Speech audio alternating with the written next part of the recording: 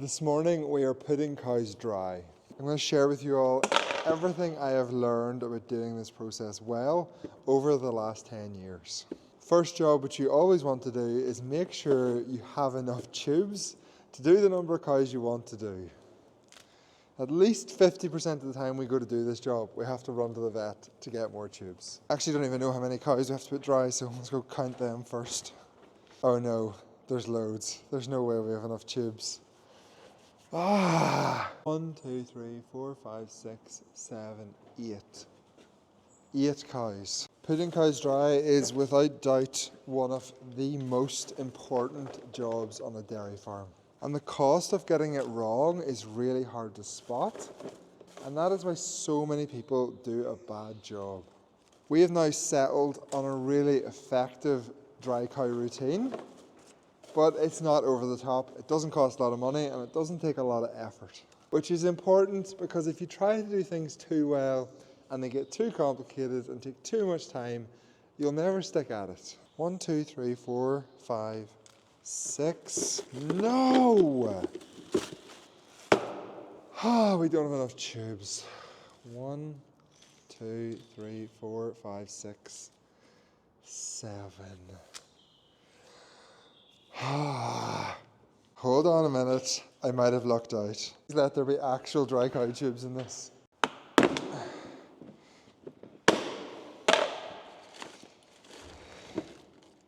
No. Just a box full of junk.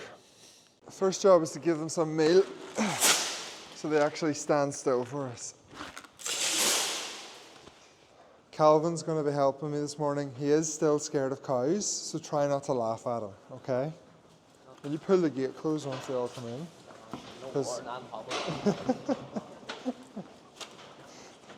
He's also injured his foot, so he's on a go slow at the minute.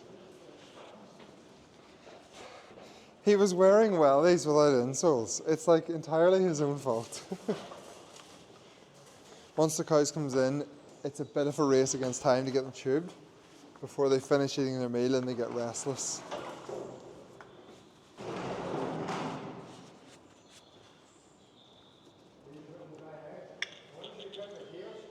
No, we'll clip their tails next week when they're in the house.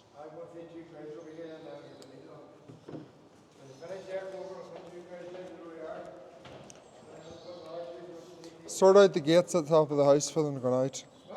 Sort out the gates at the top of the house for them going out. Oh, never mind. We don't have enough sealers. What way do you want that? Split a tube. So put like 2/3 into each teat. So the first step to putting cows dry is to wash the teats, and to do that we use a paper towel with some iodine on it. We used to use the little wipes that come with the tubes, but they're so slow and footery, this is a much better option. And I only scrub the bottom of the teat. Don't worry about the rest of it. So this is the finished result. Clean teat ends, which is what really matters. If I'm not on camera, I will often use one wipe for 2 cows, but you really should use 1 per cow. They're getting kicky already. They don't like me making a video. Next up, we have the antibiotic. We do not do selective dry cow therapy. Everything gets antibiotics. These are Keppra short, 35-day withdrawals. They work really well.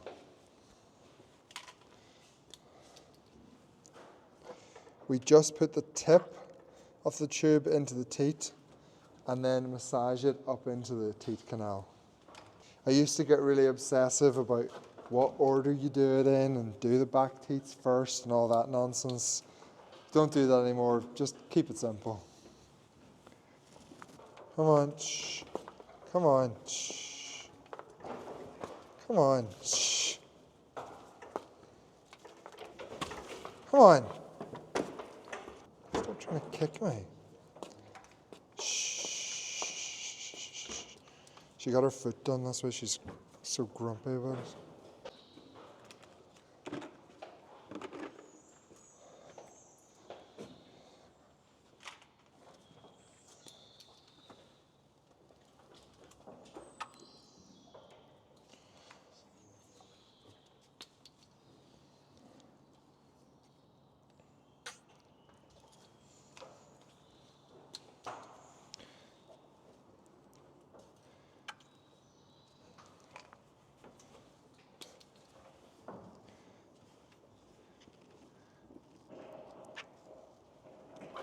If your gloves get dirty,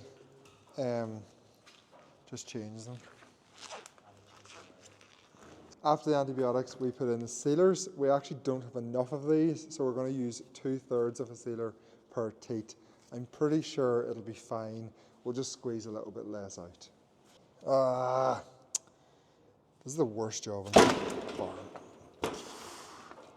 Don't wipe my hand on her. She's not happy. Do you want to do this one, Calvin?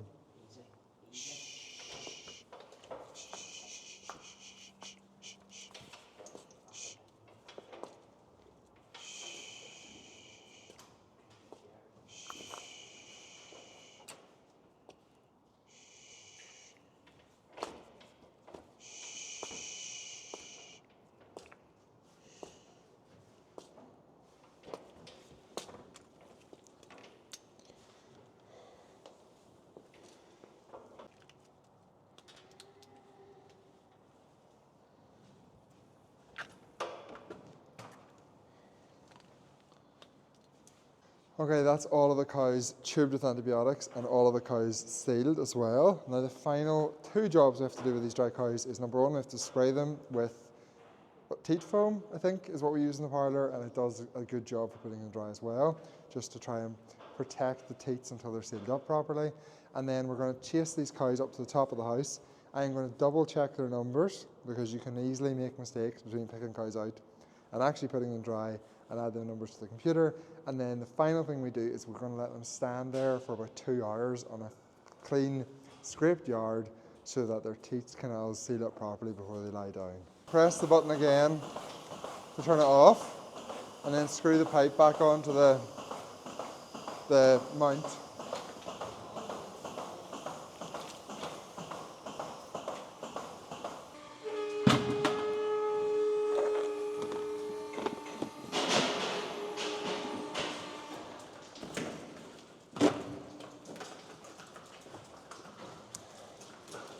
We somehow have 1 sealer left over. I have no idea how.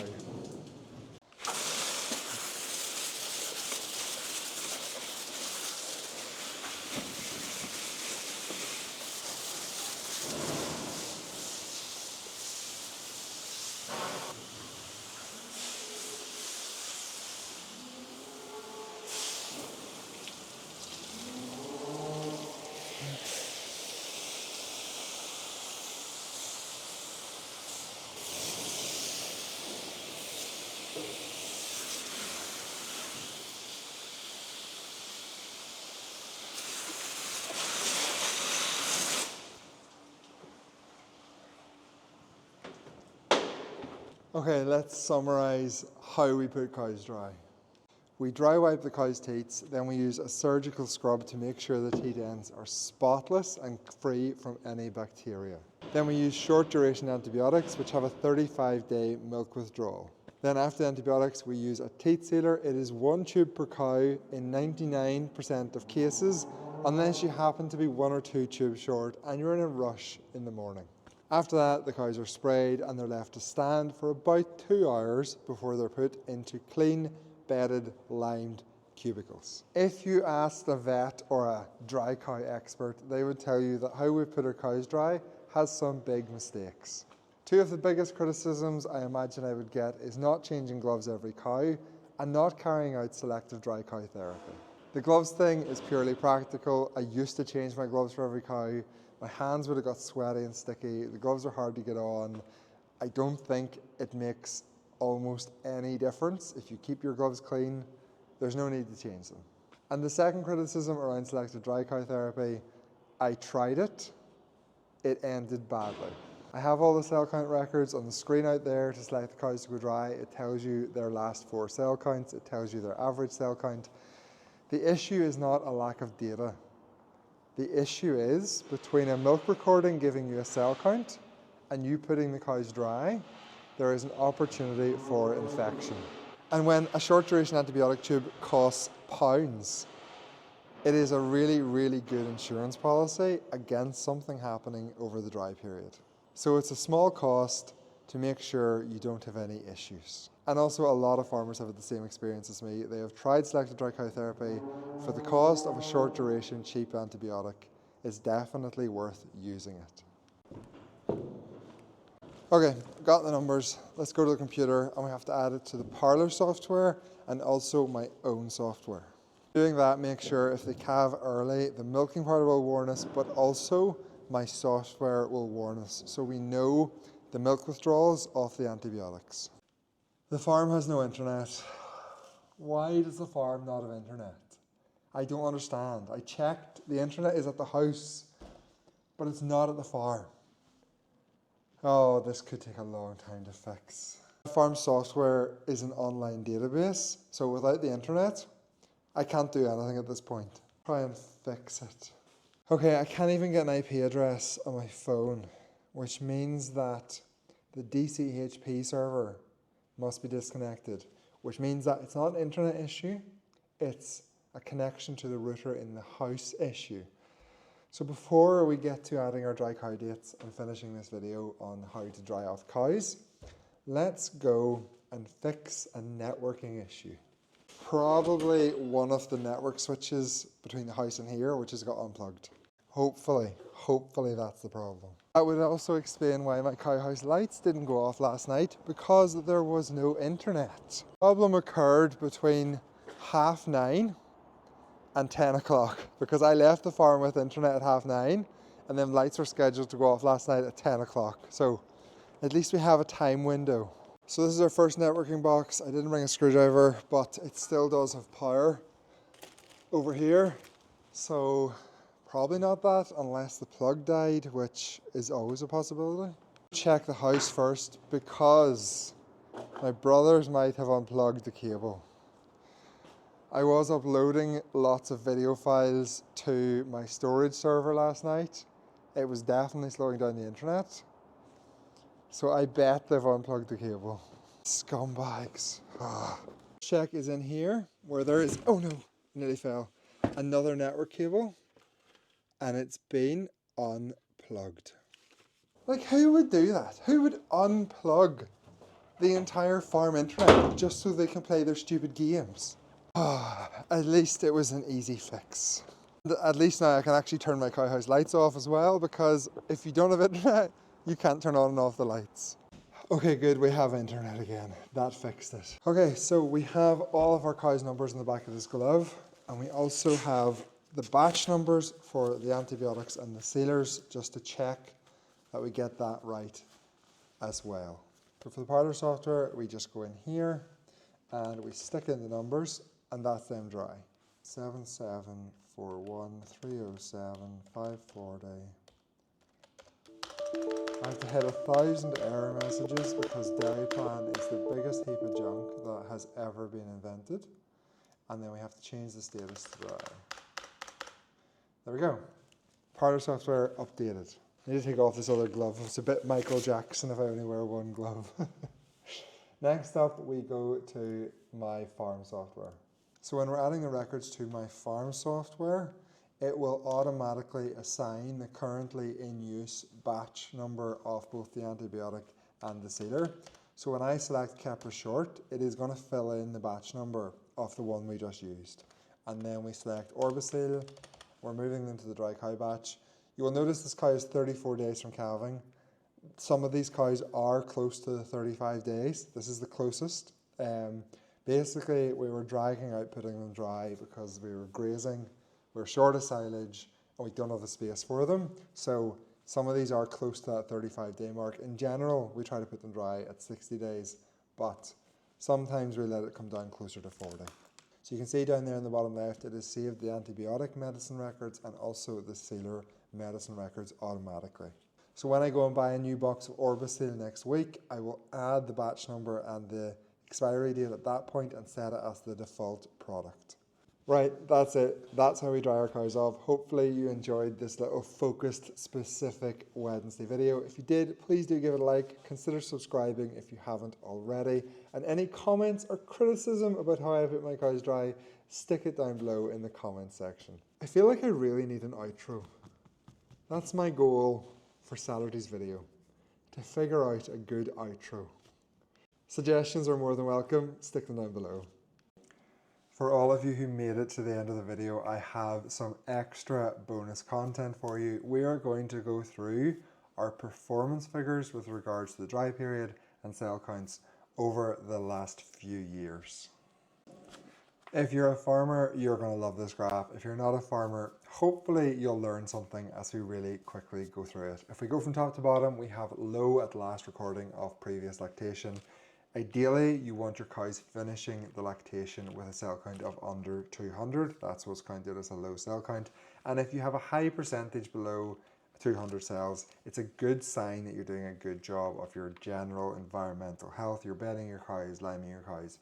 Your cows are probably not getting a lot of mastitis if you have a good low at last recording of previous lactation figure. Then we get into the two most important figures with regards to the dry period, and really these two figures really reflect how good of a job you do when you're drying your cows off. We have dry period protection, so your cows end on a low cell count and they enter on a low cell count. We have a figure of 94.5%. Again, really good sign that our drying off routine is working. And then the other figure is dry period cure rate. So if you have a cell count that's high at the end of lactation, what percentage will come into the lactation at a low level? That figure is not so good for us. We're below average, but one of the reasons why that figure is not good is because we use fairly weak antibiotics when we're putting our cows dry. We don't treat anything with really strong antibiotics. We probably should do that. It's something I should maybe think about doing, is treating them high cell count cows with a stronger antibiotic. To be honest, I've only just thought of that there now. The next 5 figures, average cell count down to chronic cell count, we're going to cover them in the second graph, which I think demonstrates this better. I will just touch on what the bars on the right hand side mean before we get onto that graph.